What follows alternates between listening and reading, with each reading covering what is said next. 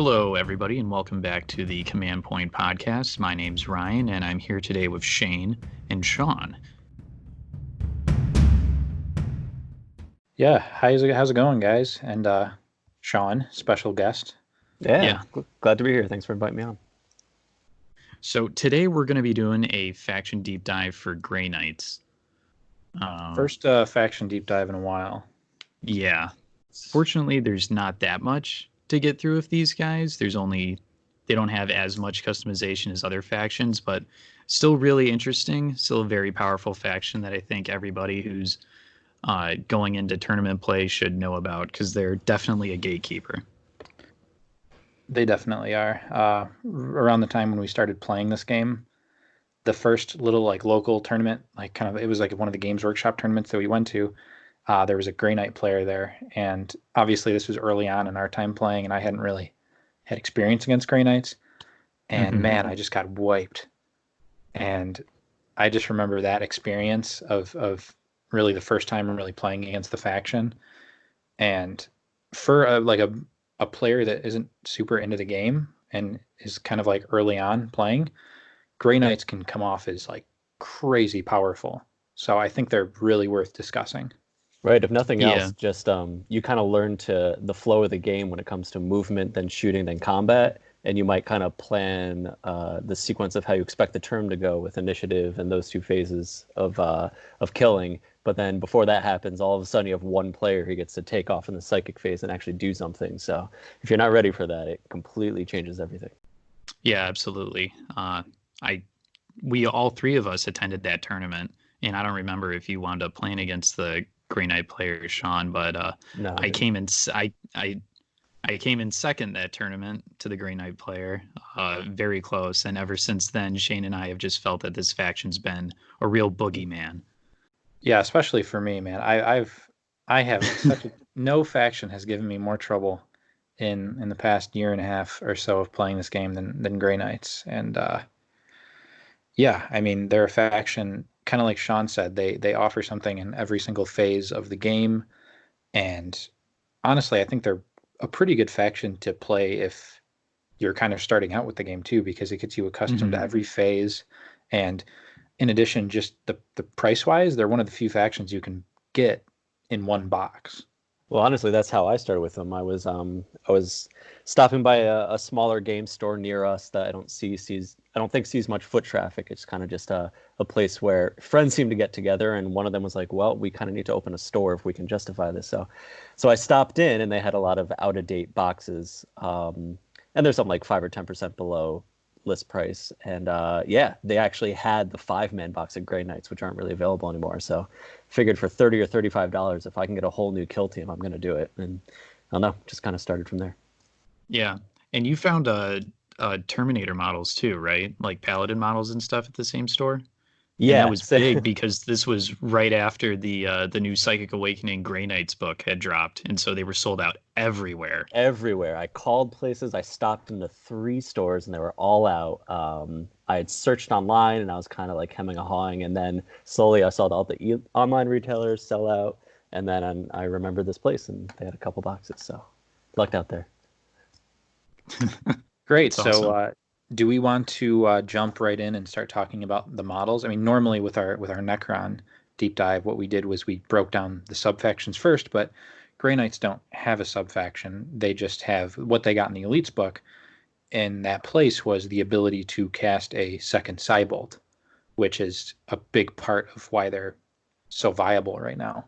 Yeah, and that's really huge. I don't know, is this a good time to just kind of dive into Cybolt as an ability before we even get to stats, or should we do that later? Cool. Yeah. So yeah, Cybolt on its own is I ran some numbers, and a lot of it comes down to this Brotherhood of Psychers ability. Because it's obviously Mortal Wound, which already skips so many of the rolls that we need to worry about. We don't need to get through a hit and a wound and an armor save. You just need to pass this psychic test, which, by the way, you need to roll a 5 on 2d6. Then Brotherhood of Psychers, you only need to roll a 4 on 2d6, which, if you look at what that means, that's a 91.7% success rate, which is better than needing like a 2 up to hit. So rolling a 4 and 2d6 is better than a 2 up on one die. So that already is insane, and it goes straight to the injury roll. Now, if you actually wanted to find another weapon in the game that would be better at getting to that point and better at taking out of action, that weapon would have to be a 2 to hit, 2 to wound, no armor save, and does 2 damage. Like, that just doesn't happen very often. So just on its own, the one Grey Knight Cybolt is pretty much the best thing you can have in the game. Other than the obvious restrictions of 12-inch range, which is not nothing. 12 inches is pretty easy to stay out of if you really want to, or just throwing another body in the way. But you have to have a game plan. You have to be ready for how to deal with Cybolt. You can't just kind of walk into a game blind and kind of figure it out on the fly. And then add on top of that, you get a second Cybolt now with Brotherhood of Psychers, which, if you charge me with your, say, boss knob, as Shane and I saw the other night, you charge me and you have, 3 or 4 attacks with crazy high strength. You have 2 wounds, which is supposed to be your shield against Grey Knights. Well, then I Cybolt you twice, and I don't ever have to deal with you in combat. Or if it's a 1 wound model and I fail on the injury roll and I just give you a flesh wound, well, I Cybolt you again, and this time it's easier to take you out of action. So this buff with the Elites book and Brotherhood of Psychers is just so incredibly huge because it opens up so many options to you, and it just affects the math in such huge ways. Yeah, one thing I wanted to touch on, you mentioned that Grey Knights have that +1 on the Cybolt to actually hit that. So instead of a 5, like other psychic factions, they need a 4. One important thing that I've noticed especially since I picked up demons, is that +1 doesn't just apply to Cybolt, it applies to deny the witch tests. Right. So it makes it that much easier for Grey Knights to protect themselves from Cybolts as well. Right, because usually you have to beat whatever the casting psyker used in order to deny the witch. You have to beat them, but now you just have to match them. So that's a huge percentage increase there too. And then something else with the +1 to cast for Cybolt is it turns your roll of a 10 to an 11, and that nets you the flat 3 damage for the Cybolt, correct? Yeah. Yeah.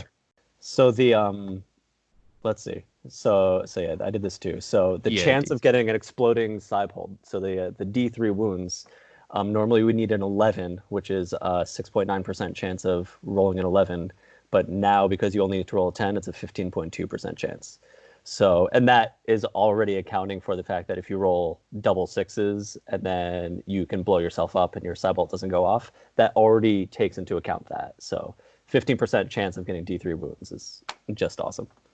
Yeah. One important thing to note that a lot of people misplay is D3 wounds does not mean D3 damage. It's important to keep that in mind, because D3 mortal wounds, where that really comes into play, is if you're going against a multi-wound model.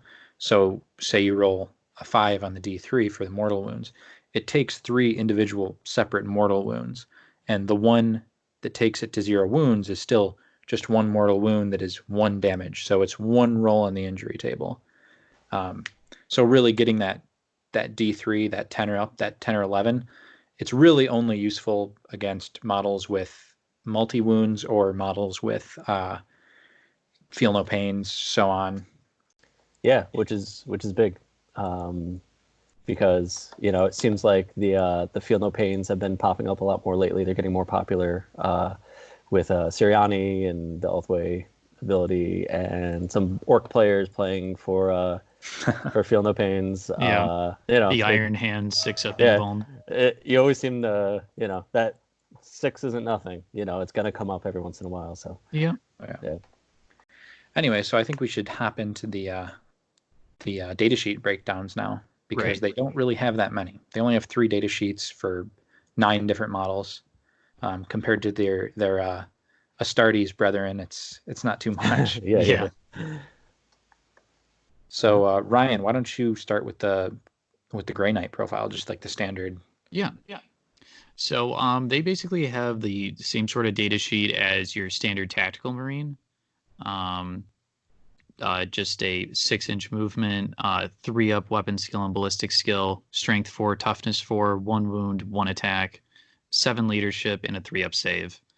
I don't really want to break down like their standard kit, like their storm bolters. Everyone knows what a storm bolter does, but they do have some interesting weapon options that are exclusive only to Grey Knights.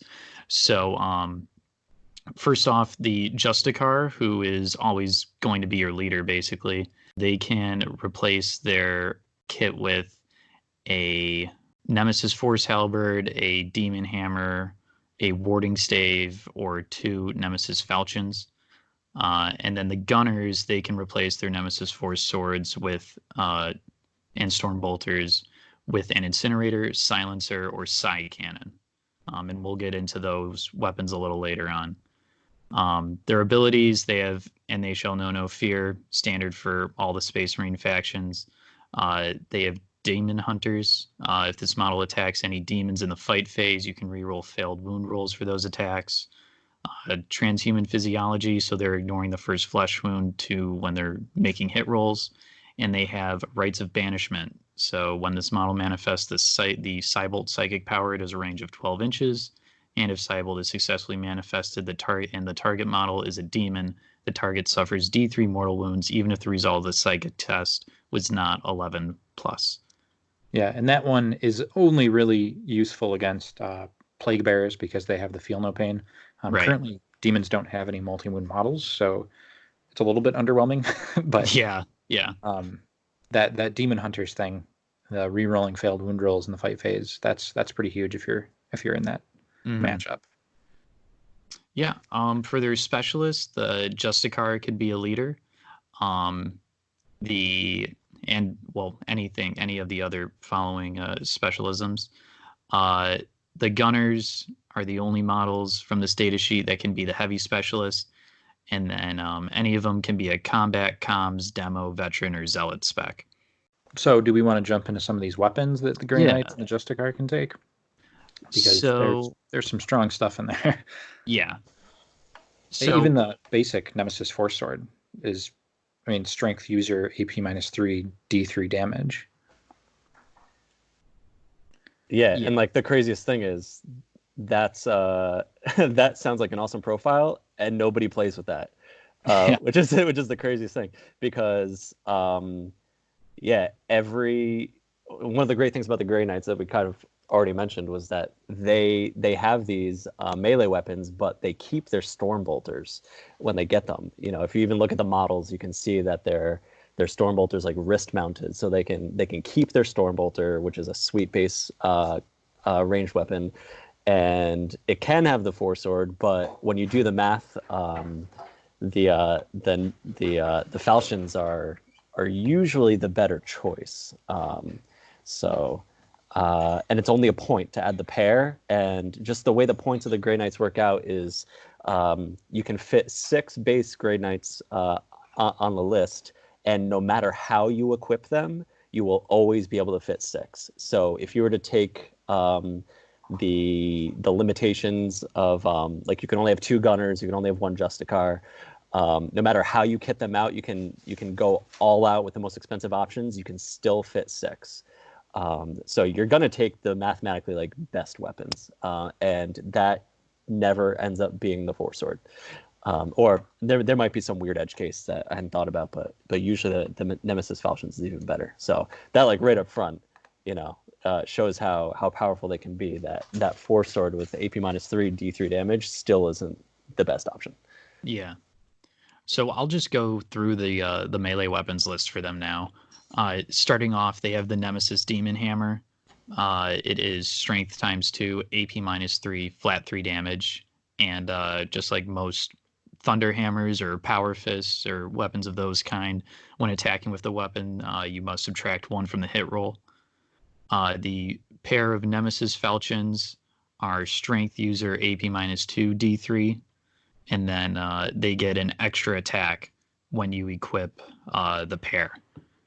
The Force Halberd is strength +1, AP -2, D3. And then the Justicar can take the Nemesis Warding Stave and that is a strength +2, AP -1, D3. And the model that's armed with it gains a 5-up invuln save against attacks made against it in the fight phase. And if it already has an invuln save, you add 1 to the invulnerable saving throws you make for it in the fight phase instead. So, quick aside, like a Terminator, taking this weapon would go from a 5-up invuln to a 4-up invuln in the fight phase. And I'm actually kind of a big fan of the warding stave. I think it's a really good weapon to take against kind of like chaff units like T3 models, because the strength +2 takes a strength 4 Grey Knight or a strength 4 Grey Knight Terminator to strength 6. So they're wounding on 2s against those T3 models. And what you're sacrificing is AP -1 instead of AP -2 or AP -3. But against those types of models, you don't really need a lot of AP. Yeah. So some of the exclusive ranged weapons that the Grey Knights can take are the Incinerator, which is it's basically a strength 6 flamer, so 8-inch range, assault D6, strength 6, AP -1, 1 damage, automatically hits just like any other flamer. The Silencer is a 24-inch heavy 6 weapon with strength 4, AP 0, D3 damage. The Psych Cannon is also 24 inches, heavy 4, strength 7, AP -1, 1 damage. And then they also get the Psych Out Grenade. And I was looking at this earlier, and I'm not sure how you feel about this weapon. I'm interested to hear what you guys have to say. Just like any other grenade, it's got a 6-inch range. It's grenade D3, strength 2, AP 0. Yeah, right. Like that's it right there. Damage 1, and then its special ability it gets is each time you roll a hit roll of 6 up for this weapon when targeting a psyker or demon, the target suffers a mortal wound instead of the normal damage. So looking at this grenade weapon right here, just because we're on the topic, I don't think it's very good at all. So that's strength 2, yeah. Right. Well, the thing is, you're not ever counting on a wound roll, right? It's when a hit roll of 6 is rolled, it suffers a mortal wound. So you're never sure you're gonna roll the wound because that's what you do, but it's pretty much, imagine this says once per shooting phase you may pick a model within 6 inches on a 6 that takes a mortal wound. So if you would imagine that it says that instead, then it almost sounds a little bit attractive, but as it looks and normally that would be something like, what is it, the Rite of Flame or something like that. I played Thousand Suns for the first time yesterday, and I saw that, what is it, Rite of Flame within 12 inches. I think it's like the Eye of Flame, yeah, or whatever it is, yeah. So the Eye of Zeech, or yeah, something like that, yeah. So within and that's during the psychic phase. But if you roll a D6 on a 6, they take a mortal wound. So this is basically that with a 6-inch range. And you have to forego using your regular shooting attack, but the cool thing is with this is it says each time you roll a hit roll of 6 up, which can be modified. So if you have you could comms buff somebody throwing a Psych Out Grenade, and now on a roll of 5 up to hit, they suffer a mortal wound. So that is a thing you could do. I don't know that it's ever the best thing you could do. Yeah. It sounds cute, Sean, but it's cute to think about. I don't know. I'm just realizing this at the moment too. But no, it's when you have storm bolters on everybody, it's probably better just to do that. Yeah. I can't imagine, even with all that, the odds are better than just using a crack grenade or a frag grenade, or better yet, your storm bolter. Yeah. But yeah. Okay, so do you guys want to go a little deeper into any of the other, the Grey Knight exclusive range weapons? Pretty much always take the Silencer instead of the Psy Cannon. Yeah, I was going to say that too. I think people have done the math, and the Psy Cannon, despite that strength 7, AP -1, I don't think it actually ever outperforms really that often against the Silencer. And that's just because the Silencer has that D3 damage output. Right. And then you make him a demo spec, wounding on, well, not wounding on, but turns it from a strength 4 weapon to a strength 5 weapon. Yeah. Essentially, yeah. Uh, the Incinerator, kind of a straightforward weapon. Really good flamer. Yeah, yeah. Yeah. Same flamer bonuses with the same flamer downfalls in that it's only 1 damage. So in the end, you're still rolling against an injury roll on 1 die. But, strength 6, AP -1 is no joke. This is like one of the best flamers in the game. I think it is the best. I haven't looked at the Thousand Suns flamers in a minute, but yeah, I think these are the best that I've played against in a long time. It's like a heavy flamer, except it's strength 6 instead of strength 5, and it's assault instead of heavy. Yeah. It's just so crazy against like T3 armies. Mm-hmm. Yeah. Anything else we want to touch on? Obviously, the Stormbolter rocks as a general weapon that you just get for free. Yeah. When we get into the tactics, we'll talk about why the Stormbolters can go from pretty decent to great, in my opinion. But if we want to get stuck in with some of the units that they got in Elites, we can move on to that now. Do you want to compare melee weapons now? Because there are, doing the math. Right. Yeah, so doing the math on the, so we talked about the Demon Hammer, the Falchions, some of the other ones. As I said earlier, the Falchions are kind of the default for only a point. Mm-hmm. You're losing 1 AP compared to the Force Sword, but you're getting an extra attack. So the math works out that it's just better. And even the Demon Hammer, it's, so you're going to go up to Strength 8, AP -3, 3 damage, but subtracting 1 from the hit roll and not getting the bonus attack from the Falchions, like most of the time, the Falchions are still better. The only time you really want to do the Demon Hammer is if it's on a model with 2 attacks. So that'll be your Justicar or a combat spec. And even then, it only really gets you to the injury roll more often if you're against like a Marine equivalent. Mm-hmm. So because the Strength 8 against the Toughness 4, you're wounding on 2s, where the Falchions you're wounding on 4, so that's a big deal. And then the AP -3 advantage of the hammer ends up being a big deal too. So you're going to get to the injury roll more often if you have 2 attacks and against a Marine. And then obviously once you get to the injury roll, 3 damage, like it's almost a guaranteed kill. D3 damage, like you have a pretty good shot. But so if your guy has 2 attacks and you're against a beefy guy, like sure you'll want to muster some hammers, but otherwise just put Falchions on like everything. Mm-hmm. Okay, and also it's probably important to talk about the point costs of the weapons. A Demon Hammer is 2 points. A Nemesis Falchion is a Demon Hammer is 2 points for a Grey Knight. The point difference is between models like a Terminator or Paladin. It costs 4 points to get that Demon Hammer. Right. The Force or the Falchion is 1 extra point basically. And the Force Halberd is, I believe it's free, and so is the Warding it's Stave. free. Yeah, the Force Swords, Warding Staves, and Falchions are free for your standard Grey Knights. Yeah, they do get pricier for the elite units. Mm-hmm. But again, Grey Knights are not that customizable, which is kind of bad. But honestly, for me, it's kind of a stress relief that I don't have to think too hard about it because there aren't as many options. But again, if you're running 6 guys, it doesn't really matter what you load them out with. You can afford it, and so the points end up not really mattering that much, which feels kind of weird, but it works. Now, if you start including an elite unit, then maybe you need to pay a little bit more attention to make sure it all fits. But yeah, with your 6 standard guys, like put what you want on them, it's going to work. Yeah. And I guess going into Terminators and Paladins, I think it's worth saying that you're only ever going to consider this at 125 points. Right? I mean, right. At 100 points, it's just too much. I mean, you're basically holding 4 models at that point.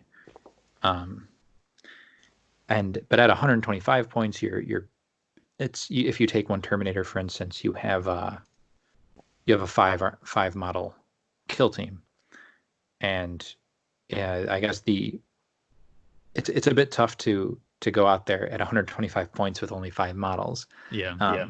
But what do you guys think, Sean? What do you think of running a Terminator at 125? So, I mean, I definitely put him in my command roster because if nothing else. So, really, what a Terminator represents is the threat of a deep strike. So, 1 CP, you're going to get a guy dropping 5 inches away, probably with an incinerator, because it only costs 1 point for an incinerator for them. So that's really what you're threatening when you muster a Terminator. So you kind of force them to respond to that. And if that's worth it to you, having that threat on the board, then great, take one. You obviously get more than that. It's a 2-up save, 5-up invul, 2 wounds, but a Terminator, a base Terminator costs exactly twice the amount as a Grey Knight. So do you want 2 regular guys or do you want 1 Terminator? And so 2 wounds on 1 body or 1 wound each on 2 bodies. And we've already seen that lots of other factions have that choice too. And generally speaking, spreading the wounds out over multiple bodies tends to work out better. Especially with multi-damage weapons being so popular. It's like, if you have 2 damage weapons all over the place, then it doesn't matter that your Terminator has 2 wounds. So you're really paying for the deep strike potential, and then kind of like the 5-up save, the 5-up invul, that's absolutely relevant. And the deep strike potential, but yeah, usually I won't. Go ahead. I've brought them to the table once or twice, mostly just to play around with that deep strike. But then once we hit the table and the first movement phase happened, it was like, oh, once you actually measure out 5 inches away from everybody, I'm kind of deploying only on my side of the board or on the extreme edges anyway. And I could have just walked my guy up or done an outflank. So I didn't need a Terminator if I wanted to do reserves. So to me, it's not necessarily that useful. It does kind of keep people in check if they want to go, like, I don't know. The invul makes them force dice, and it just might mess up their positioning a little bit, knowing that they need to kind of spread out and screen out the deep strike threat. Yeah, I was going to say, I think there's a bit of merit to running a regular Terminator or a Terminator gunner, kind of like you said with the Incinerator. It's just kind of the biggest question is it, how much does it hurt to go down from 6 models to 5? And I think depending on the matchup, there's certain factions where you're going to drop a Terminator in the middle of the board and nobody's going to want to go near it. They're not going to want to touch it. They're going to want to avoid it. It might even be kind of a mind game just to have a Terminator on the board. Yeah. I mean, the stats, obviously, it's a regular Terminator profile. It's 2 wounds. It's got the 2-up save. But something I think is kind of interesting, worth talking about, is Terminators have access to all those weapons, the melee weapons. And Terminators, unlike a Grey Knight, has 2 attack space. And a Terminator Justicar has 3 attack space. So you could get, kind of like we were saying before with the that warding stave, that you put that on a Terminator, just a regular base Terminator, and that is, let me check the points here. It's 36 plus it's 3. Yeah, 3 for the Terminator to take the warding stave. That gives them a 4-ups invuln in fighting phase on top of a 2-up base invuln, with more attacks than you're going to see from a regular Grey Knight. Or if you just give them the pair of Falchions, and make him a combat specialist, you have a Terminator running around with like 4 attacks at least. Oh yeah, and that's that guy's brutal. And 2 wounds. Yeah, I think in certain, if you're ever in that mustering phase, and obviously you're always going to have a Terminator on your roster just because there's only so many things you can take with Grey Knights. Mm-hmm. If you're looking across the board and you're seeing a faction and you're thinking, I don't know, or like you look at the roster of your opponent and you're thinking, I don't know if they even have something to deal with this. Because some people don't put something on their roster that can deal with like a Grey Knight Terminator. I think there's merit to it. Yeah, if they don't have any AP, it's, or very weak AP, that's a base 2-up save. And against the regular guys have a 3-up save anyway, so they're going to be bringing all the AP they have, but or just spamming dice, but It's there are definitely times when you wish you had had it. It's a shame that like if Grey Knights had access to like scouts or something that was a little bit cheaper than 18 points a potty, then and you could have like, you know, some like obviously not full horde, but some option that was 10 or 12 points just to get more bodies, then I think you would see Terminators come up a lot more often. But needing to go down to 5 bodies is a hard sell. I mean, do you think there's an argument to be made that with 6 bodies at 125 points, you're probably going to be losing the positional game anyway? Maybe, but if nothing else, since one of the main ways to beat Cybolt is already to kind of control your positioning and control who's closer, one of the great things about Grey Knight is like any of those bodies can do a Cybolt. So if you have 6 bodies on the board kind of fanned out, they can maybe control who the targets are in one part of the board. Well, just choose somebody else to do the Cybolt. And having 6 bodies versus 6 sources of Cybolts versus 5 sources of Cybolts is a big deal. Ryan, did you want to add something? Maybe just to round back to the whole deep striking with the Terminator. I think there's an argument to be made for keeping the Terminator in reserve, even if you don't plan on bringing it on the board using outflank or teleport strike, just in case your opponent sitting across from you also has models that you think he'll wind up putting in reserve as well. So you can kind of counter him no matter who has the initiative in that round. So say they win the initiative and they choose to teleport strike or deep strike or whatever a model in your backfield, and your Grey Knights, you're not going to be effectively be able to like screen out anything. You can like just drop the Terminator, assuming he's got like the Incinerator, just drop him in your backfield for free out of reserves in your own deployment zone, and then you can just flame on. That sounds kind of familiar, Ryan. Yeah. Do you know anything about this? I've had some experience. Yeah. I think in general with a psychic model, putting something in reserve, it has a lot of potential to get that Cybolt down on a model that, I don't know, like the second you put something down in reserve, especially a model with Cybolt, your opponent is kind of forced to either totally ignore it and just play like they normally would, which usually ends up backfiring, or they have to make moves that they otherwise wouldn't want to try and screen you out or play around that potential deep strike. And I think there's a lot of power in that. Yeah, absolutely.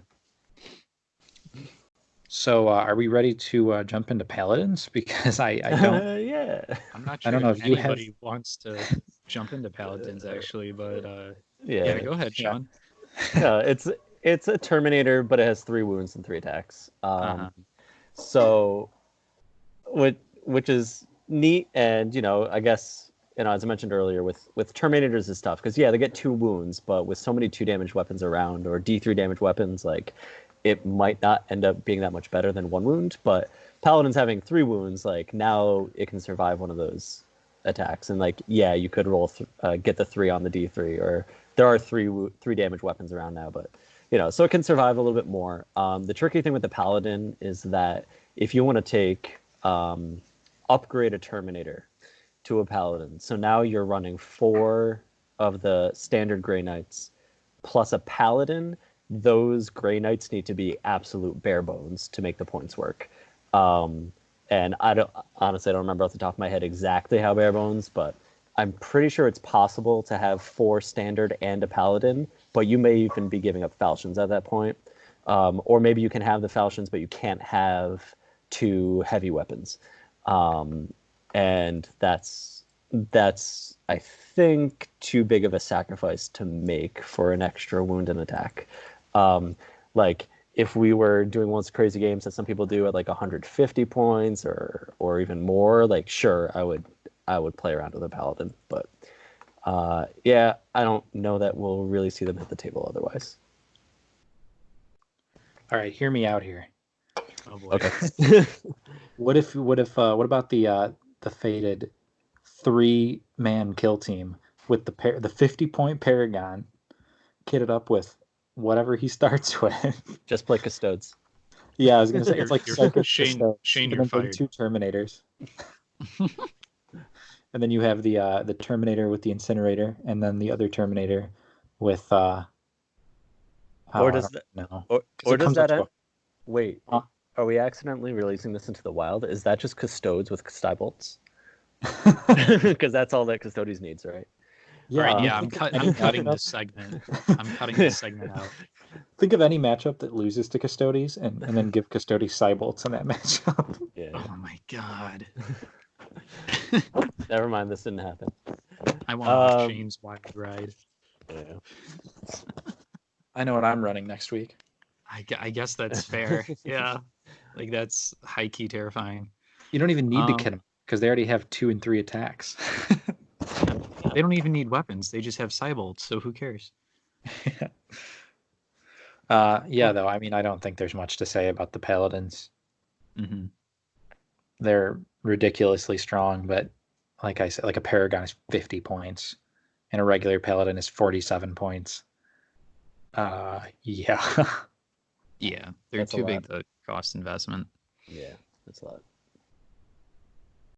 lot. Anyway, so should we start talking about, do we want to dive right into tactics or? Yeah, let's do it. All right, cool.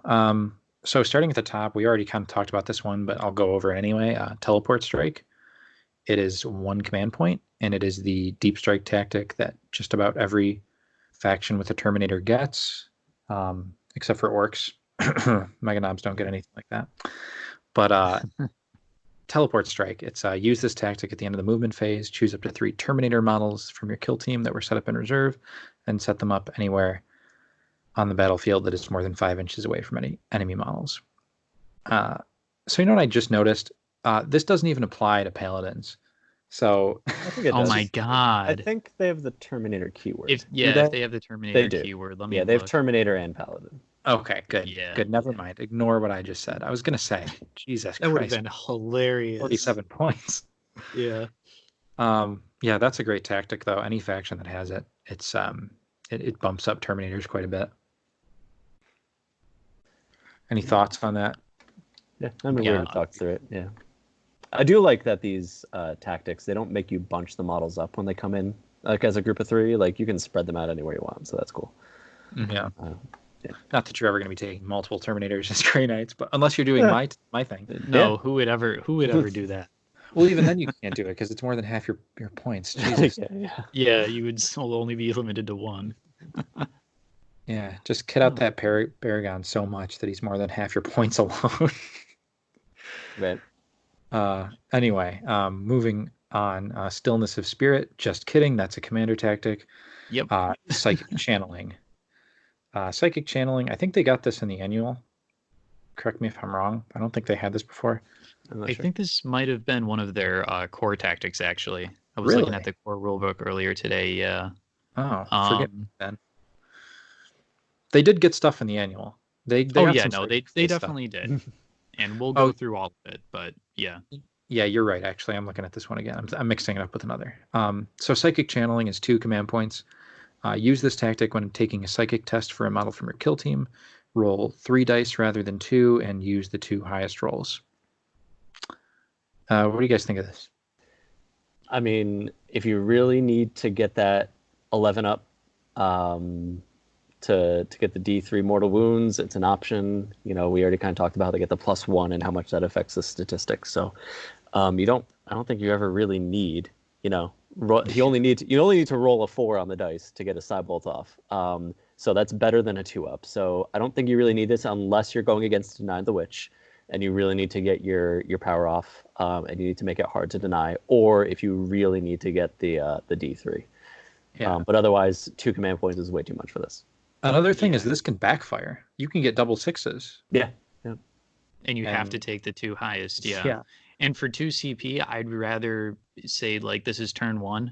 I would much rather hold on to my 1 CP and just use attack reroll if I get perils with a Cybolt, Right. than like potentially just kill myself and not be able to do anything about it. Yeah.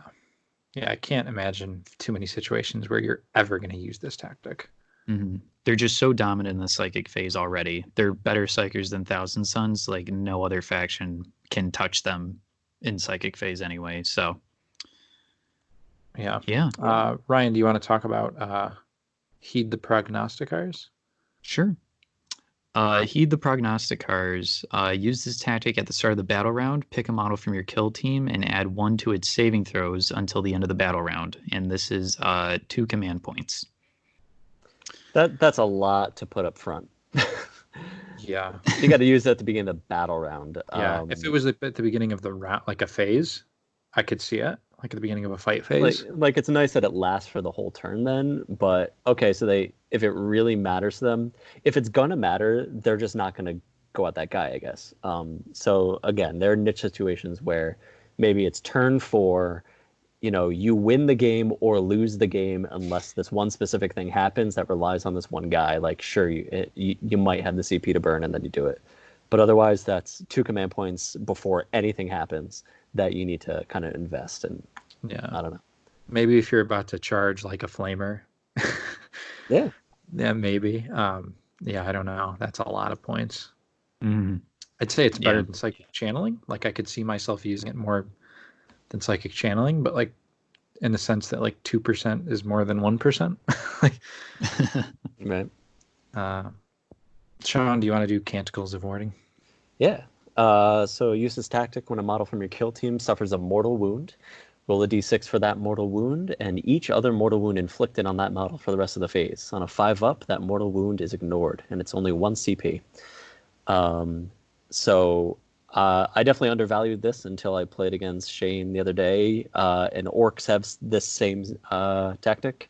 And you triggered it 2 or 3 turns on one guy. Then when you knew I was going to be bolting that guy twice, and you had, basically got 2 chances to nullify mortal wounds. So I guess if in a mirror match, this could be good. Or if you find yourself with 3 or 4 CP and you're against another psychic team, maybe there's a time you use it. It's nice to have it available. Not going to matter a lot. Yeah, I would say with Orcs, it's a bit more important for them because they don't have like a Deny the Witch style thing to protect themselves from Cybolts. Yeah, and I guess there are things that do mortal wounds other than just psychic. Right. But yeah. If you're gonna have multiple mortal wounds coming at you in one phase, then trigger it the first time, and definitely up your odds of surviving that. But and what I want CP. Yeah, what I like about it is you don't have to spend the CP and use it until you've actually suffered the mortal wound. So you can still try to Deny the Witch, I believe. I'm not sure what the order of operations is. And then if you fail Deny the Witch, then you suffer the mortal wound, and you could then try and stop it. So if you guys don't mind, I'll talk about Cybolt ammunition. Yeah. Use this tactic when you choose a model in your kill team to shoot with a Stormbolter. The weapon strength characteristic is 5, and its armor penetration characteristic is -1 until the end of the phase, and this is 1 CP. This makes a Stormbolter turns it into a special weapon, basically. Not that much of a better special weapon, but the strength 5 against, your toughness 4 models, so Orcs, Space Marine equivalents, and the AP -1 is nice. Turns it into a 4-shot bolt rifle, basically. Actually better than a bolt rifle because of the +1 strength. Right. Yeah, so I think it's pretty good. If you have the CP to spare, I don't see a reason not to be using this almost every phase of the game, or every battle round, I should say. Right. It's only 1 command point, so it's priced right, and especially against like a Marine equivalent, it's improving the wound roll and it's improving the armor save, so it's statistically like doubling your chances of getting to the injury roll. Maybe not quite doubling, but the fact that it improves 2 die rolls is really awesome. Mm-hmm. Yeah, and I mean, with a Stormbolter, you're firing 4 shots already, and 4 shots, strength 5, AP -1. That's a fantastic profile for a weapon that you get for free. Mm-hmm. So moving on, Psychic Onslaught. I'll take this one. This is 2 command points. Use this tactic when you choose a model on your kill team to shoot with a silencer or psych cannon. Until the end of the phase, improve the strength and armor penetration characteristics of that weapon by 1. For example, a silencer, strength 4 AP 0 would become strength 5 AP minus 1. So it's kind of similar to Cybolt ammunition, except it's 2 command points and it's for the silencer and psych cannon. I don't know. 2 is pretty steep for paying for this. What do you guys think? 2's a lot. I definitely would use this less often. And when you're rolling for the silencer, you're already rolling 6 dice. So I think I would rather just put my hope in 6 dice rather than doing 2 CP up front. Again, unless it's a high priority target that I need to like really make sure goes down. Yeah, 2 CP is a lot. I mean, in the event that you are using a psych cannon, which you usually shouldn't be, I mean, this would take it to strength 8, AP minus 2, 4 shots. That's decent. Yeah, but you're investing a lot. Yeah. By doing that, you're already going to be cutting like you're either going to be cutting a silencer or an incinerator in order to take that psych cannon to begin with. And then you're relying on 2 CP to make it like a super weapon. Yeah, I think it's just too much being invested. Yeah, tactics like this, you're really not going to pay much attention to. It's almost never worth just dumping all of your CP on one thing. So I guess next up, leave no witnesses. Ryan, do you want to do that? Sure. Use this tactic when you choose a model from your kill team to fight in the fight phase. If there is only one enemy model within 6 inches of that model until the end of the phase, reroll failed wound rolls for attacks made by the model you chose. And this is 1 command point. I mean, that's decent. Grey Knights don't get a lot of attacks, so... Right. So in the event that you find yourself in one-on-one combat, kind of isolated, maybe, again, it stinks that you need to use this before you roll any dice. So you need to roll the hit with probably only 1 or 2 dice before even getting to the wound roll where this helps. So up front, you have to spend it. And then I would probably only ever even consider using this on a model that's making 2 attacks, which I guess you usually are, because you either have a 2-attack model with a hammer or a 1-attack model with falchions, so they'll end up getting 2. So I could see using this. If you're in one-on-one combat isolated like that, it's probably on an objective. And if you win that combat, you take them out, and now you have sole control of that objective. So I suppose, depending on who your opponent or what model you're in contact with or in combat with there, this could sway the odds in your favor when it comes to gaining control over that objective. But again, it's nice to have it as an option. It's only 1 CP, so it stinks that you need to pay it up front before you roll the hit. But contesting versus winning an objective, it would absolutely be worth a command point. Yeah, I think there's definitely situations. Honestly, you're only also going to ever use this on a model that is taking either just with the Nemesis Force Sword or the Falchions, because the other weapons are increasing your strength to the point where, I mean, I wouldn't really want to. You'll need a 2-up anyway, yeah. Yeah. Or even with a 3-up, I don't think I would. I think I'd rather just chance it, because your odds are pretty decent anyway. I wouldn't want to put a CP into that. But yeah, if you're strength 4 versus like a toughness 4, I think that's pretty decent. And in certain situations. Yeah. Psychic Communion. Sean, you want to take that? Yeah. So use this tactic when a model from your kill team attempts to manifest a psychic power before taking the psychic test. Add 1 to the result of that psychic test for each friendly model, other than shaken models, within 3 inches of the model attempting to manifest a psychic power, and it's 2 command points. So I like this one a lot better than the other one. This Psychic is the one Channeling. I was thinking. Yeah. Earlier. So Psychic Channeling is roll 3, take the top 2. It's 2 CP. This one's 2 CP, but it doesn't increase the odds of the perils, because perils is only double 6 on the dice. It doesn't matter if you're doing modifiers. And correct me if I'm wrong, but I'm pretty sure that models count themselves anytime you're talking about being within a radius, because it doesn't say each other friendly model. It just says each friendly model, and models count themselves. Yeah, that's true. Yeah. Yep. Yep. So now you're rolling 2d6, and you already get your +1 from Brotherhood of Psychers, and now you're going to get at least another +1. So, I mean, you're not using this because you're afraid you're going to fail the Cybolt, unless, again, you've made it to turn 4 and you have this huge stockpile of CP, and why not?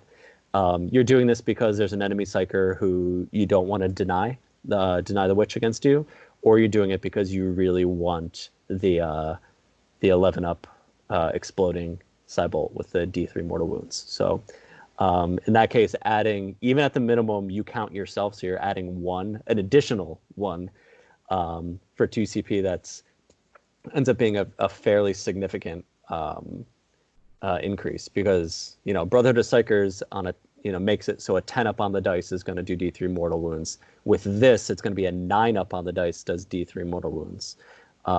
Which, you know, now you're getting into the territory where it's not likely, but I don't know, somewhere around 25-30% chance of it happening, something like that. I don't know. And if you happen to have another model within 3 inches of you, that's adding an additional +1 to the dice.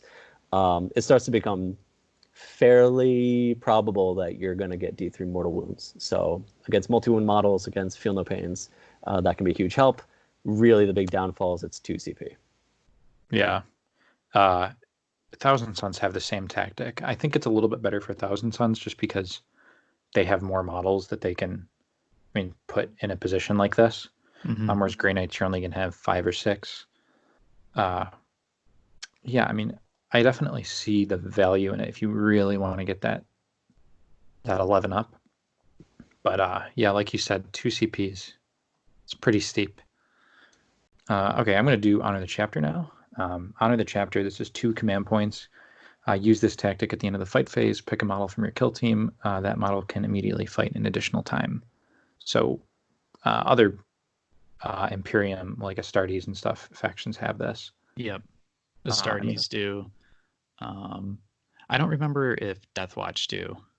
Yeah, I can't remember offhand. But this is a good tactic, right? I mean, yeah, this is a really good tactic, especially for a faction like Grey Knights where they're not using that much CP anyway.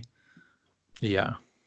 We're not using that much CP. I don't often find myself ending a turn with 2 or more. Like I often end a turn with 1, I feel like. You know, maybe I'm just bad, but we with, you know, having 3 phases of doing damage and often taking secondaries that include taking out of action, I'm often using at least a reroll for an injury roll or something like that. So considering the use this tactic at the end of the fight phase, that's one of the last points in the turn that you would be using CP.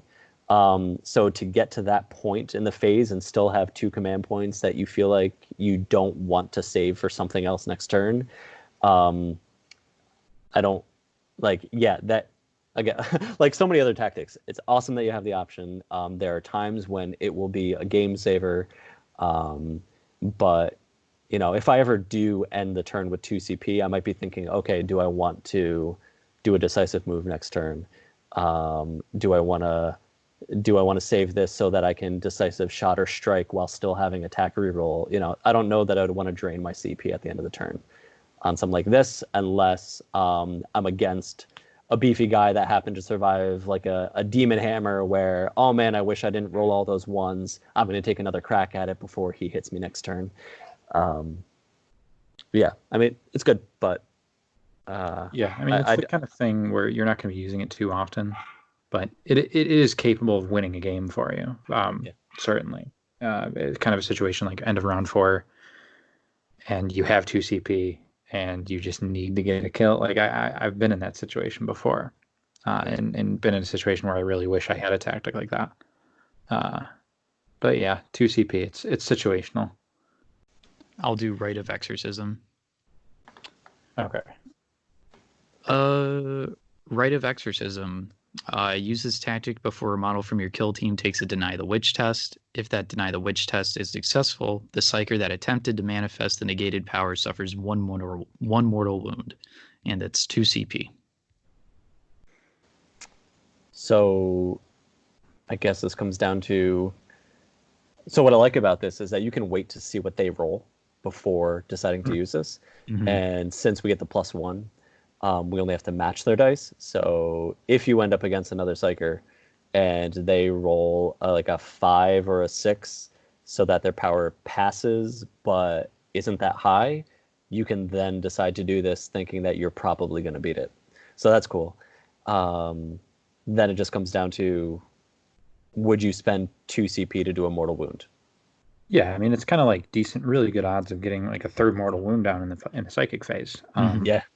At the a few months back at the Ithaca tournament that Ryan and I went to, I played against a Grey Knight player who actually used this tactic against me, and it was the first time I had ever seen it before. And I was playing Demon, so he was getting his Deny the Witches pretty easily against me because I rolled like a 6 or something, and yeah, I mean it's pretty good stuff. I think there's definitely, like you said, like you get to see the result of their Cybolt before you actually use this, so you most of the time, like, that you're spending the 2 CP, you're probably getting what you're paying for. Yeah. That being said, so the first time I've played, well, I guess I played you with Demons once or twice with Grey Knights, but yesterday was my first game against Thousand Suns, so it was actually a solid Psyker versus Psyker, and I definitely had opportunities to use this and I didn't. So that's not to say that it's never worth it. But you can, 2 CP is attack reroll and Cybolt ammunition. So, I think there are other opportunities to do it, other things honestly, to do with that CP. But I mean, it's if they roll a 5 on the Cybolt and all you have to do is roll a 5 or higher and you get a mortal wound, because it's not like you have to roll after that. Yeah. You just need to get the deny and they take it. So that's pretty cool. Honestly, against Thousand Suns, when there's an aspiring sorcerer doing it to you, I think that's the best time to use this tactic, because it's not like with demons, you do it to a pink horror and then just blues come up and then they can Cybolt you. But you take out an aspiring sorcerer with something like this. That's one of the only 2, potentially, depending on the list, only Psyker on the team. Yeah, no, and and that's great. And they only have 1 wound, I think, right? So yeah, so you're going to an injurable there. So that's cool. But I want to say, like, the only time I had 2 CP to spare, it was like he rolled like a 7 or 8, and I was like, for that I'm not going to risk it. If he had rolled like a 5 or 6, I probably would have. Yeah, I'd say that's the situation to do it. Yeah. Do you want to take Rite of Exorcism, Sean? Or sorry, not Rite of Exorcism. Yeah. Mental Fortitude. Mental Fortitude. Yeah. I mean, we barely have to read it because it says 3 command points. So. Oh, true. Big true. Use this tactic at the start of your turn in the psychic phase. Pick a Psyker model from your kill team. Add 6 inches to the range of this model's Cybolt psychic power until the end of the phase. This tactic can only be used once per battle. So let's talk about how many things are wrong with this. So Okay. 1, it's 3 command points, which is pretty much, that's death denied territory, and this is not death denied. Yep. So I feel like through all these tactics, the big asterisk next to, oh, this is a cool ability, but it costs 2 CP. Now it costs 3 CP. You can only use it once per battle. It's like, okay, it's only possible to use it twice if it wasn't for that line, and you're probably not going to use it then. So add 6 inches to the range of the model's Cybolt psychic power. You can only Cybolt the closest model that you can see. So how often are you going to have the closest model you can see with any of your Psykers be over 12 inches and within 18? Yeah, this might be one of the worst tactics in the entire game. Yeah, and you can give the same thing we've said to all these other ones is, sure, I'm sure there's an opportunity when maybe this is really good.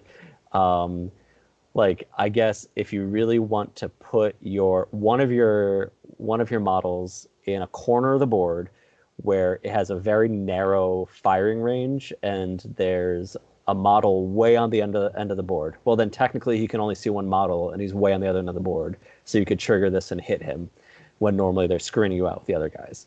So like that's the only time this would maybe come in handy. But otherwise, it's so rare that the closest model you can see is out of 12 inches. So Yeah. if you really want to manufacture that situation, then I would gladly give you all the accolades you deserve for that. But otherwise, it's just not going to happen. I mean, even if this was one CP, I don't think this would be used very often, if at all. Probably not. Then maybe I would manufacture that situation where there's a model that he's trying to keep farther away. Well, I'm going to position one of my models so I can only see you, and that means that you're over 12. But yeah, it's maybe you could like outflank somebody and then put them so that they can only see the leader kind of like 18 inches away or something. Like I don't know. Yeah, so it's possible, but at 3 CP, it's like okay, and then so it's 3 CP, so you can't even use it on your first turn with outflank. Oh yeah. So I'll wait till my second turn. So I have 4 CP, and I can outflank. and don't use any CP the whole. Yeah. So it's just not going to happen. But okay. We can go ahead and skip the 6 chance of denial, which is a shame because I love the name of it. Yeah. Right. Yeah. It's also 3 CP. Very cool. So we would probably just wind up skipping it anyway. So this tactic is called Ceaseless Vigil. You use this tactic at the start of the shooting phase to add 1 to hit rolls for attacks made by models from your kill team that target an enemy model that was set up from reserve this battle round, and that's for 2 CP. I don't like this. I don't like this one at all. So weird. You add 1 to your hit rolls for a model that came out of reserve this battle round, and it costs 2 CP. Absolutely not. This is also never getting used. This might as well say once per battle because you're only ever going to really be able to use it once per battle. Right. Yeah. Like unless your opponent is like weird and putting 1 guy in reserve at a time. Yeah. Sean, you got anything to say about this one? No. Yeah. No, I mean that's your oh no, I didn't consider that he was going to be deep striking his dude into the back of my line. Now I need to play cleanup. That's what this is for, but just don't put yourself in that position to begin with. Yeah.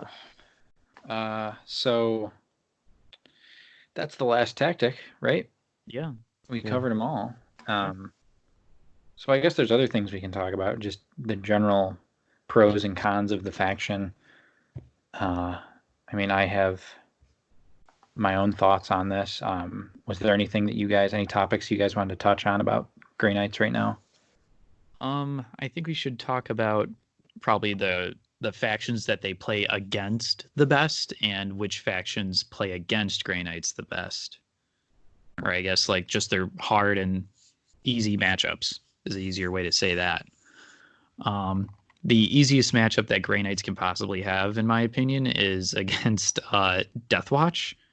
Just because with Deathwatch, speaking as a Deathwatch player, all your models with all the cool weapons, the frag cannons, the heavy and furnace bolters, thunder hammers, not that they're used by that many Deathwatch players, excluding Terminators, they're all on single wound models. And so they're super vulnerable to Cybolts. And they have no protection against those because they're a non-psychic faction, so they can't deny the witch or anything. And then if you're going to counter that by running all Primaris, you're paying a premium for the Primaris first off. Yeah, you get the custom ammunition, which has some merit against Grey Knights mathematically, but speaking from experience, that strategy does not work out very well. Yeah, that's a tough matchup for sure if you're playing Deathwatch. Sean, you've played both these factions. Did you have anything to add on that? Yeah, I mean that's pretty much any elite faction against Grey Knights that that only has 1 wound on many models is going to be tough. So even if you're going some of the Astartes lists that like to use like storm shields and stuff like that, that's like really brutal because now you're paying a premium for for storm shields. If you're doing something if you're using jump packs or anything like that, you're putting all your eggs into these 1 wound baskets, and Grey Knights are just going to eat those up. Yeah, can we talk about, I think even worse than Deathwatch is, oh my God, Harlequins. Can you imagine, like, playing Harlequins against Grey Knights? Yeah. I mean, at the very least, if a Deathwatch just gets a flesh wound in the mortal from the Cybolt, they have transhuman physiology. A Harlequin, they don't have any mechanism to stop the Cybolt. They are toughness 3 already. They're strength 3 already. They're hitting on 3s, and they don't have a transhuman physiology. So they're then hitting on 4s. They're an elite faction. I mean, geez. Yeah, 100% agree with that. I don't even know how you can reliably win against Grey Knights with Harlequins. I mean, it's one of the most... You just can't, because they're a combat faction to begin with, right? Their whole thing is getting stuck in with combat and making these crazy long charges. Like, you could try to play positionally against Grey Knights, but look, you got 5-6 models on the table, so does the Grey Knight player. You're just either going to get shot off the board or psychicked off the board, or you can charge in, try to get your combat off, but you're going to get psychicked off the board before you will have the chance to do that. So yeah, that's probably the easiest matchup Grey Knights can have is against Harlequins. Yeah. I think in combat heavy teams in general, I think might have a hard time because you need to get in close. And so if you're charging in, if everybody has a Stormbolter or better, so Stormbolter is going to get 4 shots against you as you charge in Overwatch, and then they're going to get to Cybolt you because you're now within an inch. And not only do we get Cybolt, we get 2 Cybolts. So if you're charging into our line, then I'm probably gonna have a second guy somewhere nearby who's gonna have you as the closest model. So even if you bring in a 2 wound model, we have 2 Cybolts that might be able to take you out. And I know that's everything goes well, but as I said earlier with the math, you're almost assuming that Cybolts are gonna work unless you have Deny the Witch available, and then it just comes down to the injury roll. So if you're a 1 wound model charging into combat, we're going to have 1 or 2, probably 2 injury rolls against you. Or if you're a 2 wound model, we still very well could, burn through those 2 before the first round of combat even happens and get that injury roll chance against you, which is, I'm usually trying to save. The CP that I was saving to make sure I could reroll perils is now used on the injury roll. So against a combat-heavy team, we saw this the other night in one of our games. I can just sit back and play the range game, trying to stay at, right at like 11 inches away from you, so I'm within short range of all my weapons, rapid-fire range, and within Cybolt range, and forcing you to make this trek across the board, whittling you down, and then even the turn you actually make a charge, get to Cybolt first. So... You almost need to have either have enough melee to weather all that on the way in. That also has AP because we do have the 3-up saving throw. But you just need to find a way to take advantage of the fact that either we only have 6 models, and they are 1 wound models. So if you can get enough dice in or get enough AP, like you can do some real hurt, or have a superior ranged game, which there are teams who will do that, or just play positional and don't even care if you die. Yeah. One thing I wanted to talk about, well, I guess before I get into that, are there any matchups in particular that you think that Grey Knights really suffer in?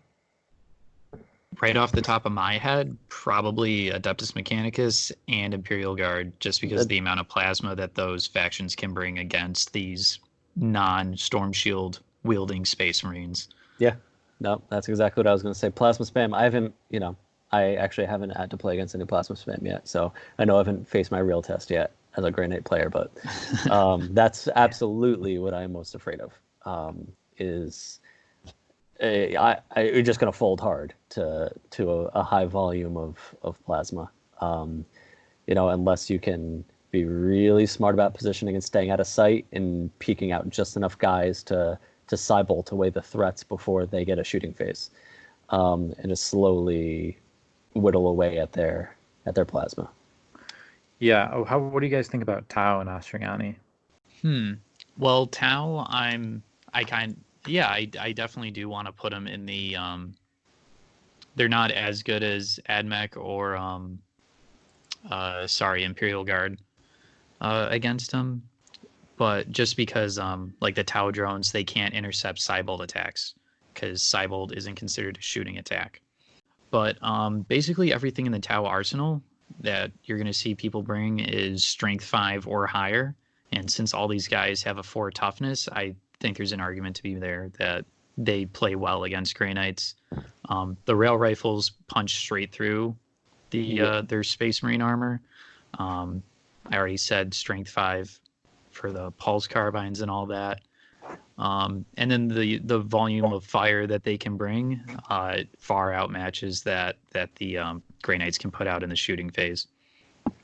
Yeah, and then they can play positionally against them super well. Yeah, Tau have a lot of strengths against elite teams like Grey Knights. The rail rifles especially are like such a key thing. Yeah. I mean, as long as you're putting drones in between the Grey Knights and the rail rifles, I mean, how are you ever going to kill those rail rifles? Except on top of saver protocols and rail rifles are what, at 36-inch range, right?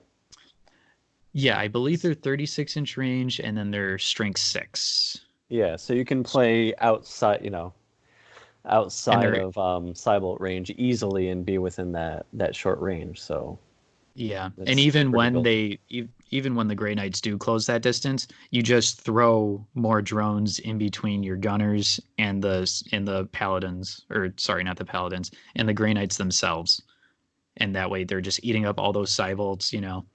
No big deal. Yeah, I think so, and I think Ostriani too. They just have so many tools, and they have a lot of high AP weapons, and they're a lot of 2 wound models also. With with the Ulthway, they have it's just a 6-up, but it's it's another mechanism to try and stop that mortal wound from coming through. Mm-hmm. I think mobility is the big thing that you need to mobility in numbers. So one thing I wanted to talk about when it comes to just a general weakness, or I guess not really a weakness, but just something to keep in mind about Grey Knights is, and in my opinion, this is kind of, a lot of people like to criticize the injury roll as one of the main parts of Kill Team and being kind of a problem, and a lot of people don't like the dicey, I guess, nature of it, where you're looking for a 4-up. I don't think there's a single faction in the game that is more dicey than Grey Knights, where it really kind of feels like sometimes it's out of your control a little bit, for both the Grey Knight player and the person playing against Grey Knights, because chances are you're going to get that Cybolt through, and against a 1-wound model, I mean, it's a coin flip, and depending on whether or not the Grey Knight gets it or doesn't get those out of actions throughout the game, I mean, the game can go amazingly and just be a complete stomp for the Grey Knights, or it can go horribly for Grey Knights. And this is just something that I think is a little bit of a problem in the balance of the faction, but I think it's more rooted in the issues with the injury roll in general. So you can see really swingy games, not really swingy, but one-sided games one way or another, where it's really based on something that is a coin flip. Do you guys have any thoughts on that? Yeah, I mean, because that's their main defense. That we don't really have a much invul to go around. It's just on the Terminators, or if you take the warning save. But so our big defense is that we get to. I keep saying we. I guess that's just because I've been playing mostly Grey Knights lately. Grey Knights, get those Cybolts before any shooting or melee. So that is their main defense, is that offensive step right before anything else happens. So yeah, if you're kind of relying on that and then it doesn't pan out, it's like, okay, well now what do I do?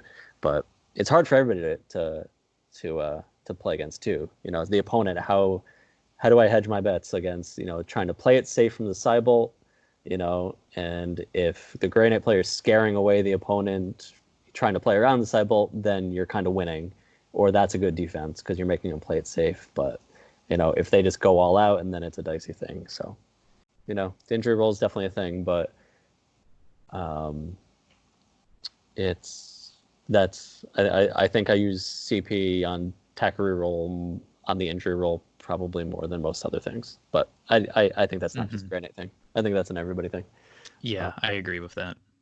Yeah. But if Kill Team second edition comes out, maybe the injury roll something we'll see changed a little bit. Yeah.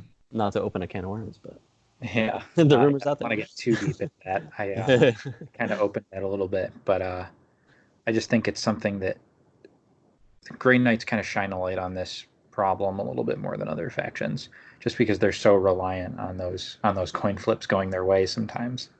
Yeah. Yeah. Ryan, was there anything else you wanted to talk about with Grey Knights? I had already mentioned we had talked about Deathwatch and Harlequins. Yeah. Are there any other factions off the top of your guys' heads that you think they play well against or are kind of on par with? I mean, Stormbolters are really good against kind of toughness 3 t-shirt save, army. Yeah. So, James as much as well, like I'm thinking about, our Grey Knight versus Demon games. Like that's already going to be like I was going to talk lopsided. about that. Yeah, and so we get Grey Knights get the special abilities against demons, but even thinking back to those games, I don't know that specifically came into play as much as just the fact that the Grey Knight is going to get 2 Cybolts, and then Stormbolters is absolutely shred through toughness 3 t-shirt saves. That's 4 shots.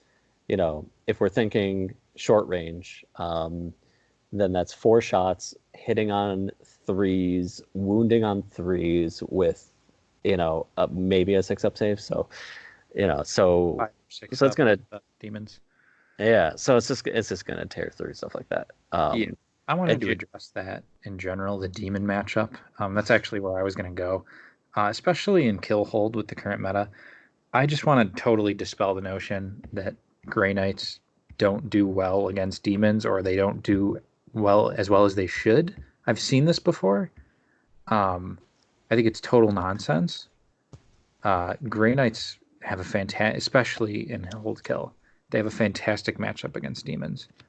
Do you guys know what I mean? It's weird because Grey Knights kind of have everything they need to, even without, the Demon Hunter's ability or the Rites of Banishment, they already have everything they need to just kind of wipe through a demon list. I mean, demons are their primary form of dealing damage is melee, which we've already gone over that. Why that's kind of hard to play against Grey Knights. Yeah. And pink horror Cybolts. And pink horrors only get one, or demons in general, they can only do 1 Cybolt per psychic phase. And it's easier for Grey Knights to deny the witch on these Cybolts because they get the +1. And demons don't get a +1 on their Cybolt. So, I mean, I've had games where I've played like multiple games, demons versus Grey Knights in a row, and I've gotten like 1 Cybolt off over like 8 rounds of playing, like 2 straight games. It's just really easy for them to deny. And I've also learned that you can only, for demons, they can only deny the witch once per phase. So they can only deny 1 of those Cybolts, and that's the odds of them denying it already are quite low because they need to basically get 2 higher than the roll that the Grey Knight got. Yeah, I don't know. I think it's a really tough matchup for demons. At best, it's like kind of, I'd say maybe it's like 70-30 in favor of Grey Knights. Yeah. I don't know why people think that they're not good enough against demons. I remember specifically when we were first talking about this a while ago that you said that someone had said that they aren't good enough against demons thematically. And so I forget how the post was put or whatever, but basically it came down to whoever said it was arguing Kill Team is an unbalanced game anyway, so let's make Grey Knights even better against demons because it's just so we can put another unbalanced thing in the unbalanced game, which is just a silly argument. Yeah, that's obviously. I think we can just move past. I think honestly, a lot of these notions come from people saw Rites of Banishment and then saw demons come out, and they saw that Rites of Banishment doesn't really do anything against demons, so they were like, "Oh, this isn't enough." when they weren't really considering that just Grey Knights as they are already equipped very well to deal with those lists. Mm-hmm. Yeah, and they just forgot about Plague Bearers. Well, Plague Bearers too, but I mean, who can? I don't even. Yeah, I mean, anything else we want to touch on for Grey Knights? There was the Demon Hammer thing, the Zealot. Oh yeah, talk about that. So I don't know what his exact placement was. I want to say it was like 6th or 7th at LVO. A player named Jacob Cordero took Grey Knights to like that ranking at LVO. Made it to top 8. Had a pretty good performance, and I know he took a Demon Hammer, and I believe there was a lot of criticism about that. I don't know if it had to do with the fact that he took it as a Zealot, but I don't know. I mean, maybe it was the issue that he was taking the same list every single time, but I don't think. I mean, we were looking at the actual wording for the Zealot specialism, and I don't see the issue with taking the Demon Hammer with the Zealot. So if the question was, do you apply the +1 strength for the Zealot before or after the ×2 for the Demon Hammer, I definitely read it as you would do strength 4 +1 and then double it, because it's basically changing the base profile from strength 4 to strength 5, and then the weapon would check and would be a ×2. So the strength 10 would double up against any toughness 5. Now, if the question came down to, the Demon Hammer is only really starts to stack up against Falchions when you have 2 or more attacks. So if it was a 1 attack model that was a Zealot with a Demon Hammer, then that's even if you were playing that, it would be strength 10. That still probably wouldn't be worth it. Because otherwise just make it a combat specialist, and now it's a strength 8 with an extra attack. Would be better than having even against a toughness 5, than having a strength 10 with 1 attack. Right. Because even on a 2 attack model, a Demon Hammer, you can either do 2 hammer attacks or just give him Falchions and do 3 Falchion attacks. Falchions mathematically works out to be better against most models. It's really only once you get to like a Marine equivalent that the hammer is better. So yeah, unfortunately I don't think any of his games were streamed, so we don't really. There's not much we can say about Jacob Cordero's games at LVO with Grey Knights. I mean, it's one of the bigger Grey Knight performances that we've seen in this game, so it is kind of a shame we don't have any footage of it. But I mean, I know he had to play Michael T. Holy in the first round of Sunday, so that's usually not a good thing. Yeah. Who knows how he could have gone if he played somebody else? But yeah. Oh, what's worse in this game, the randomness of the injury roll or the randomness of you might get paired against Michael T. Holy at a tournament? Well, the odds are so much higher for an injury roll, right? Right. But I mean, if you pair it against Michael T. Holy, you just lose. So, I mean. Oh, that's not true. Glass beat him. So anybody Glass beat him. Yeah, so anyone can. I kid. Grey Knights are really good in the meta. They weren't too good before Hold Kill, when it was mostly a positional game, but since the Slaughter Zone pack came out, yeah, Elites also, since Slaughter Zone pack came out, they've just been significantly better. They're pretty top tier faction. I think the one thing that holds them back is they rely so much on the injury roll, like we said, and it can just go against you at any time. Any other thoughts, guys? Sean, do you want to talk about what a typical Grey Knight, not roster, but a typical Grey Knight kill team would be? Do you have like a handful of like archetypes that you usually take into games, or? So I mean, you're probably looking at 6 models. So this is assuming 125. I guess we should have said that up front. I know 125 has become more standard. For a while, it was kind of half and half, but so 125, you're taking probably six models, unless you're choosing to go the route with the 4 regular and 1 Terminator. So with 6 base guys, you're looking at your Justicar, I'm usually putting a hammer on him just because he comes stock with 2 attacks, and it's nice to have the option of having a hammer on the board, no matter who you're against. Then 2 gunners, either 1 silencer, 1 incinerator, or 2 silencers. 2 incinerators, I suppose there are some, like maybe arena against a horde or something like that. You might want an incinerator.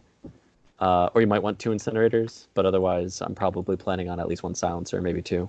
So 2 of those, probably some combination of heavy and demo on those 2 guys. And then, so that's 3 models left.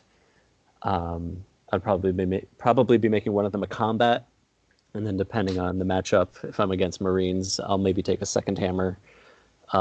If not, just keeping him with Falchions, and then 2 more guys with Falchions. A zealot on Falchions is definitely not unheard of.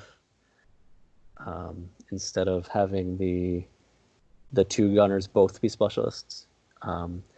They're also, you might want to put a veteran in there, depending on, especially in arena, you might want that option.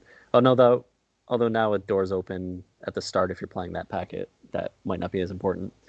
I've also toyed around with the idea of playing a veteran. I definitely have a veteran incinerator on my list, just because that's a huge threat to run up the board before the game starts. But also just theory crafting this idea that if you have a veteran incinerator, you can spend 1 CP to run him up the board before turn 1 to advance him up the board. And then instead of making another move, you just ready him. So it's almost like giving him decisive shot for 1 CP. Ooh, that's super interesting. So now, obviously, if your opponent chooses to actually use decisive shot, then they get the first go. Right. But yeah, just a veteran move followed by ready is a cheaper decisive shot in some cases. I also wanted to say one thing. You were talking about on arena, and you were going into the veteran. One thing that I have kind of toyed around with on arena, especially with like BAO style with doors open, is I want to go back and talk about the possibility of taking like a Terminator veteran with twin Falchions and vet moving into, depending on the map that you're on, into like a really crucial corridor with that 40 millimeter base that can just totally clog up a hallway and just really restrict your opponent's movement on arena. This is something I've toyed around with Heretic Astartes too, with their Terminators, and I think with Grey Knights there's a little bit of viability in that kind of play style. Yeah, I still need to measure out the hallways in arena to see, like if you even a 32 mil in the dead center, can a 25 fit past either side? No, it can't. Unless it's got that fly keyword. Yeah. Even then, I think even like a 25 mil in the middle of a hallway, I don't think any model can get past that. Not even another 25 mil. I haven't looked at it in a while, but that's just how it measures out. Unless you're charging a model, you can't move past it unless you have the fly keyword, because you need to be outside an inch of it when you move past it. Well, even so, I'm thinking of trying to avoid like pile-in shenanigans. Okay, I see you. So like I don't even want them to be able to pile in past me. Right. But yeah. And I mean, a whole part of that too is it's just the idea of putting a 2 wound model with a 2-up save in a hallway, and like what do you like? You have to deal with it. You have to kill it. You have to get it out of the way somehow. Regardless of whether the big base actually needs to be that big. True. So Shane, you and I have toyed around a little bit with building some lists that we think could potentially be a good counter to Grey Knights. Do you want to talk about your Snakebite Orc Knob list for a little bit? Yeah, sure. We can talk about it a little bit. I mentioned earlier in the episode that Grey Knights are like kind of my own personal boogeyman. Yeah, same. I lose to them all the time. So this has led to me kind of obsessively theory crafting ways that I can beat Grey Knights. One of the ways, and I love playing orcs. So one of the lists I came up with was like a Snakebite Orc Knob list. where I usually have like 7 knobs and a grot for 8 bodies. And with snake bites, the orcs have a 6-up feel no pain, and they also have that 1 CP tactic Dadard, which is the same thing as what is it called? It's the Grey Knight tactic, Canticles of Warding. Where on the 5-up they can ignore a mortal wound. And I just think the idea that something like that on top of a snakebite 6-up, on top of it's a 2-wound model, you can really allow yourself to get into combat and try and kill that Grey Knight before it causes crazy damage to your team. So I think 2-wound models and any mechanism you have to try and prevent mortal wounds are kind of huge. And you had, what, 8 models in that list? 9 models in that list? Yeah, I had 8 models. One of them was the Grot Leader. But 7 models, 7 knobs, all of which with a couple of Scorches. I mean, Power Claw. I think there was a Kill Saw in there too, the one I'm currently working on. But yeah, it is 7 knobs. So 14 wounds, Strength 5 models, re-rolling charges, with Feel No Pains, 4-up regular saves. It's kind of good. I think there's some merit to it. Mm-hmm. Yeah. What I've been doing with Astartes is I've built a Salamanders list to counter Grey Knights. Still pretty experimental. It revolves basically around 3 Eliminators, 1 with the Las Fusel, and 2 with the Bolt Sniper Rifles, and a comm spec, and then a Scout Gunner with a missile launcher and a camo cloak. And the whole method behind this list is just try to take 6 models off the board as fast as possible before they get in my face, just by shooting them off the board with those really high strength weapons. And then there's like an Intercessor and a Reaver Sergeant on here just to run interference, so when they do get close they can charge and soak up those psychic attacks and just sort of like kind of try to beat chaff. It's heads or tails right now, but I think it can get there. So I have a feeling I'll be seeing that soon, and we'll find out. Oh, definitely, yeah. They're already built and primed and everything. Yeah. I mean, the nice thing too is Grey Knights only have 1 wound, unless you're playing Terminator, obviously. So if you can just get them to fail 1 save, and you get multi-damage on there, then you can take them out. And losing a couple models early on in Grey Knights can be pretty devastating. Yeah, I mean, the Eliminator, just with the Bolt Sniper Rifle, you just use the Mortis round, or sorry, not the Mortis round, the Executioner round. Heavy 1, Strength 5, AP -2, and it does D3 damage. And then every wound roll of a 6-up, it inflicts a mortal wound in addition to its normal damage. Like, so that last bit's like cute, but yeah, it can stack up. And when you've got 3 of these guys, I'm not even talking about the Las Fusel right now, because that's just violent. Yeah. And those guys have 2 wounds each, right? Yeah. Every model on that list, except for the Scout with the 48-inch range rocket launcher or missile launcher, has 2 wounds. Yeah. And then that Scout also has the camo cloak. So if you're shooting the Storm Bolters at him or any ranged weapon, it's gonna take a 5-up to hit him when he's obscured. Yeah. Oh, and then the Eliminators, they also all have that. So whenever they're in cover, they're also going to be a base 5-up to hit for your Grey Knights. Yeah. No, that sounds scary. I mean, I think in general, if you're going to a tournament, your 20-man roster should try to have some sort of answer to Grey Knights, because there's nothing worse than sitting down at a tournament and getting paired up and sitting across from your opponent and seeing they have Grey Knights and realizing, oh God, I have nothing to deal with this on my roster. Yeah. So I guess going off that, it's a pretty good consensus that Grey Knights are definitely a gatekeeper at any tournament that they show up to. Do you think they're just that, a gatekeeper, or do you think they're a higher tier even than gatekeeper? I mean, we've seen them place high, but not consistently. So is it that they're not good enough to get high? Is it that people aren't choosing to play them for some reason? Is there a reason that they just don't want to be that guy? I don't know. It's like clear they have their weaknesses in that, again, 6 models with 1 wound each, and not really see much invul. There are a lot of things they don't have. They don't have invul. They don't have feel no pain. They don't have an auspex. They don't have there's a lot of stuff they don't have. When you play against Grey Knights, you know what you're going to see because they're not very customizable. Mm-hmm. So you can plan against them.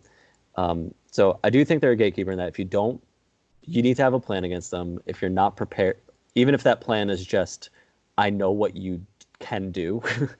If you need to consider the fact, okay, I can run in there, I can try to execute my plan, but I need to accept that I'm probably going to be eating either 2 flesh wounds or taken out of action or something before I get to roll any dice to attack you. Now, for top tier players, they have their own plans on how to beat Grey Knights, and they could probably execute that kind of plan with anything. Even if it's just screening, like using, 4-point gaunts to soak up these Cybolts. Yep. And then doing more damage with other stuff. So I think they're probably one of those teams that they're going to roll over a lot of people, and then as soon as you get to the top table, they might just fall flat. And I don't know. It's a dice game in the end, and maybe they'll beat those top players, maybe they won't. But definitely consider what your roster is going to do against Grey Knights. Yeah, I mean, I definitely think they're good enough to be a faction that you always have to worry about.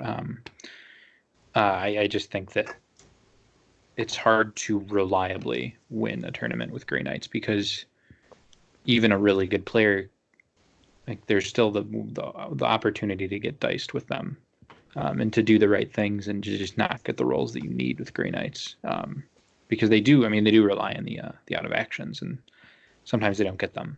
But tier lists are hard to, it's hard to make a tier list for Kill Team because there's so many different ways to play.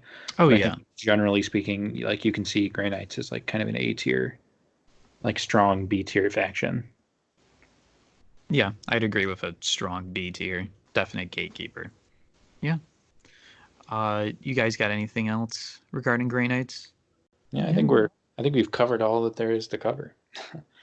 Yeah, there was a lot of discussion on what is one of the shortest factions page-wise in the books. Yeah. Well, there's a lot to them. Yeah. Wait till our Astartes episode. Oh, jeez. Yeah. God.